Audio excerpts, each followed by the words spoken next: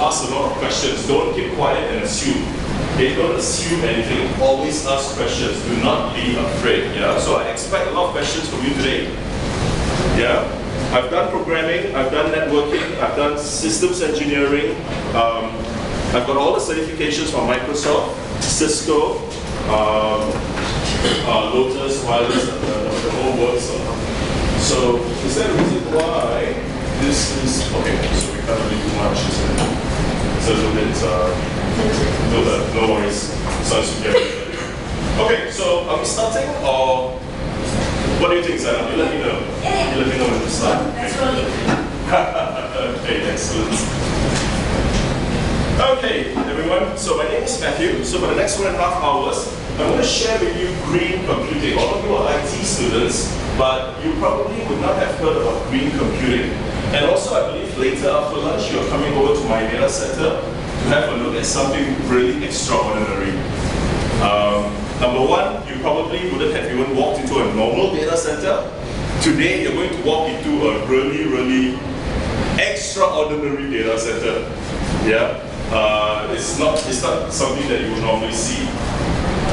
And so I'm from Green Data Center LLP, and I founded this organization. And I've been in computing or IT for 22 years.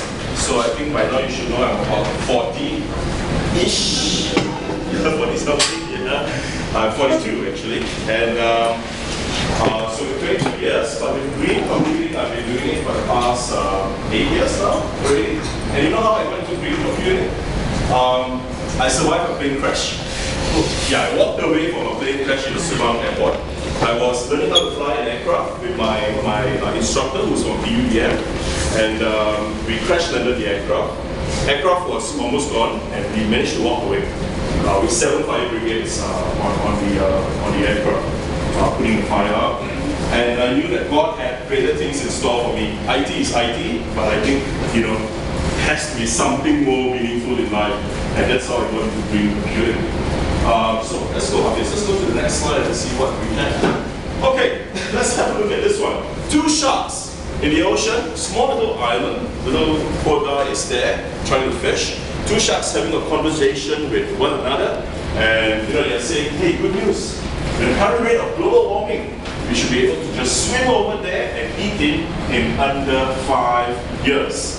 And you're doing the research on sea level rise. The oceans are getting higher and higher because of global warming. So these sharks are just waiting for the moment where the water goes up and they can just swim over and eat him up. You may not get it now, but I'm going to show you the same slide, 6 or 7 slides down, further down. The same slide, you will understand then what it means, okay? So it's a bit of a joke right now, right? But I think the reality is going to hit you soon. Next. Thanks, Office. By the way, this is Office, one of my data center engineers. So before we go into the really hard stuff, I need to start from the beginning first, right? So we're going to start with some green ICT fundamentals and climate change. So when we talk about green computing, we always go hand in hand with climate change. Climate is changing as we go about our daily lives. You just don't notice it. You know why? Because CO2 is an invisible gas. When you see the haze, everyone gets concerned because you can see it, right? And then you start questioning, where's the haze from? Well, we don't deserve this. We have our right to clean air, right? So a lot of these questions arise every day because you see the haze. Unfortunately, CO2 is an invisible gas. You don't see it. No one sees it. All the presidents around the world, all the prime ministers, they don't really see CO2. The leaders don't see CO2. It's not visible. And that is one of the biggest reasons why we are headed towards major climate change. Okay? So it's going to be a bit scary, but all of these are scientifically proven. It's going to be a little bit scary, but you have to be a little bit scared in that sense and concerned about what is happening.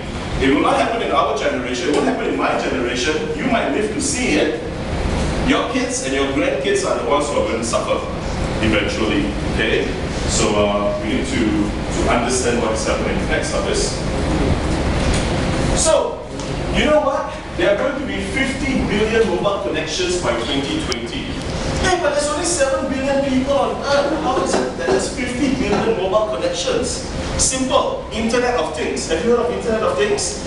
Okay, so sometimes you may come across that term where everything, every machine is going to have an IP address and it's going to be connected to your internet, your microwave, your fridges, your traffic lights, cameras, everything's going to be connected to the internet. They call it M2M, machine to machine.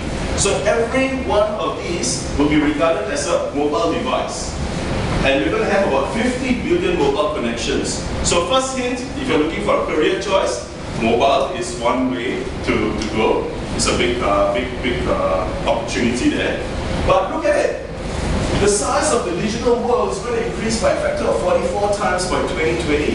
What that basically means is lots of data is going to be generated over the next few years from all sorts of devices. Hey look, even your Facebook, when you upload your photos, you're given about 2 gigs per person. Facebook, how many users? Millions of users, yeah? Just gives you an idea. And all of this data needs to be stored somewhere, right? They are stored in data centers. Can anyone tell me how many data centers there are in the world today? A data center is pretty much, okay, a small data center is about this big, and they've got racks, and they've got servers that go in this way. Okay, in data centers you don't need monitors or keyboards because we access the servers remotely. So later when you come to my data center, I'll show you one of the servers. It's just a square thing, and we slot it into our racks, okay, to save space. So we have rows and rows of racks, and we've got servers in there. Okay? So if you go into software development, chances are you'll never walk into a data center because you will be, using your Visual Studio or whatever to Eclipse or whatever to create your application. You upload it to your server, so you'll never walk into a data center. If you're a network engineer, yes, if you go into networking, you'll probably walk into a data center. If you're a systems person, Microsoft Windows Server, Linux, yeah, you probably will go into a data center as well. Yeah. And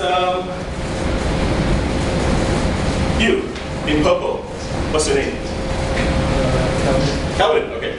How many data centers in the world today? Private? Okay, private means the data centers by banks like HSBC, AIA, and all the ones that are inside your private premises. And then you've got commercial data centers like Facebook, Yahoo, Google. How many data centers in the world today?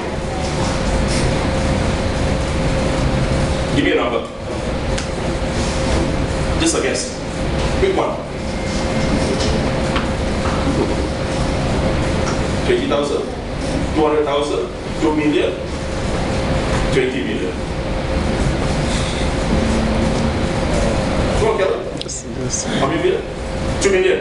Okay, so you said the word million, right? Yeah. It's actually 8 million data centers.